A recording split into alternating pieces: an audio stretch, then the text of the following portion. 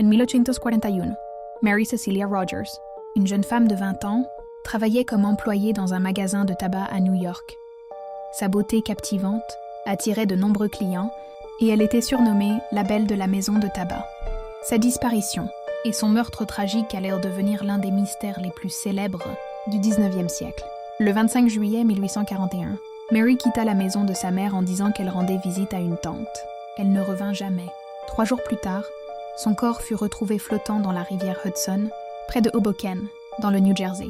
Elle portait des marques de violence sur le corps, suggérant une lutte, et son foulard avait été utilisé pour l'étrangler. L'affaire provoqua une onde de choc dans la ville. Les médias de l'époque rapportèrent chaque détail macabre, et les théories sur son meurtrier fleurirent. Certains pensaient qu'elle avait été attirée dans un piège par un amoureux jaloux.